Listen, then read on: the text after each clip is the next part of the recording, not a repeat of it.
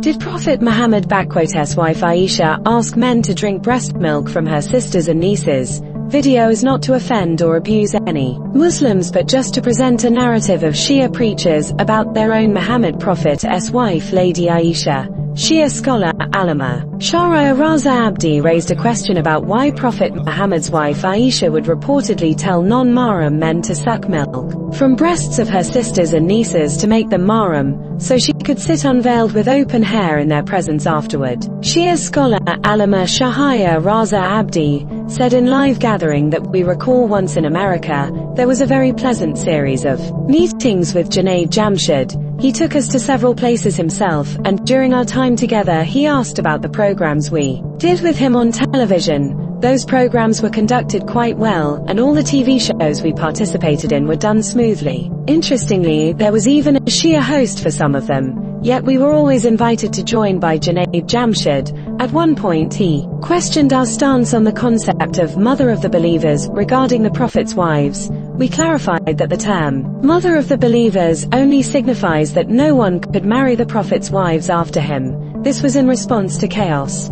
stirred by someone claiming that once the Prophet passed away he would marry Aisha, causing significant disruption. As a result, the verse declaring them as mothers was revealed, emphasizing that no marriage could take place with them thereafter. However, the respect associated with being a mother in the conventional sense was not universally recognized, even among Sunni scholars. They asserted that the respect implied by the title was solely related to the prohibition of marriage.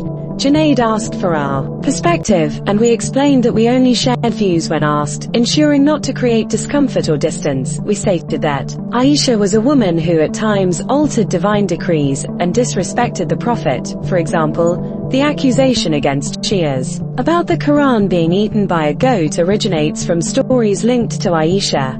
The notion of the Quran being consumed by a goat and other such narratives were creations attributed to her.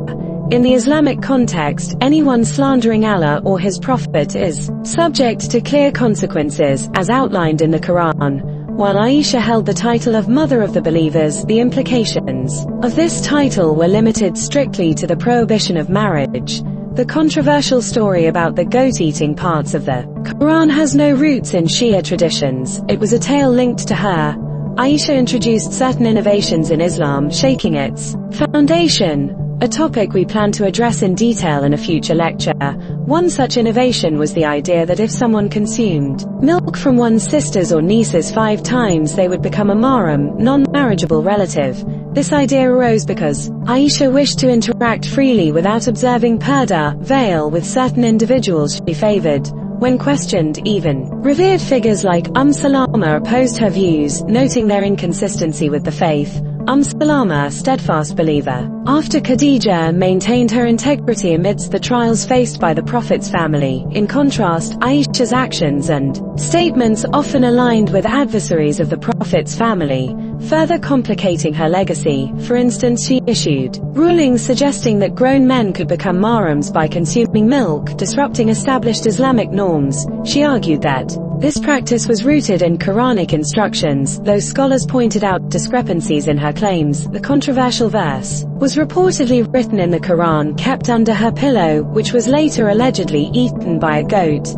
This claim is mentioned in Bukhari and other texts, citing that the goat consumed portions, including the verse on foster relations. This narrative sparked widespread outcry, as it appeared to alter divine guidance and created confusion among Muslims. It is not present with us, but you may see that over the years and centuries, countless Shias have been killed because of this goat. This goat was not ours. It belonged to Lady Aisha. Now people say the matter is about Tasu, but Baba, it's not about Tasu, they are slaughtering us. This goat ate the Quran. Should we not clarify that the goat was not ours? Should we say nothing and stay silent for unity while we continue to be killed? Should we let ourselves be declared infidels? They will keep killing us. It is better to tell them that such a thing does not exist with us. It is mentioned in Sunan Abu Dawud, Sunan Ibn Majah, and Sahih Muslim. The story of the goat is not ours but Lady Aisha's. To hide their mistake and their false claims about God, they said the Quran verse was eaten by a goat. Now imagine when people say, why are such things being discussed? If we don't discuss them we will be killed. Someone dares to say today that Shias's Quran was eaten by a goat because we have shown the truth. The very first lecture we made 5 years ago with references was about this matter. It was necessary because everywhere it was being said that Shias's Quran was eaten by a goat. Even young children as early as 4th or 5th grade were taught to mock Shias with such lies. I remember when I didn't even know how to pray, someone mocked saying, "You people wave flies during prayer." Such upbringing taught them to hate Shias, claiming Shias's Quran was eaten by a goat and Shias killed Imam Hussein. Their books against Shias promote such lies. If you don't respond to such claims, they say, let's avoid disputes, but Baba, this will end disputes. Today no one says that Shias's Quran was eaten by a goat because we clarified that it's not in our belief but theirs. The goat wasn't ours, it was your mother's goat. There is no insult or offense in this, it's the truth. If we don't state the truth, we'll be killed, some claim. Shias's Quran had 40 chapters. If we don't clarify, we'll continue to suffer. It is sheer foolishness to think that defending ourselves is shameful. People think addressing these issues is offensive, but there is no insult in presenting authentic traditions. These stories are present in Sunan Ibn Majah, Sunan Abu Dawud, and Sahih Muslim. By not clarifying, you put yourself at risk. Among the wives of the Prophet, the purest was Lady Salama, after Lady Khadija. Lady Habiba, though a wife of the Prophet, had a deep affection for Muawiyah, her brother. When Muhammad bin Abu Bakr was killed under Muawiyah's orders, his body was desecrated. His blood-stained shirt was sent from Egypt to Medina, where Banu Umayyah celebrated. Lady Habiba did not condemn this. Instead, she celebrated it, and sent a roasted goat to Lady Ayesha, mocking her by saying, "This is how your brother was roasted in Egypt." This incident highlights the distinction between truth and falsehood.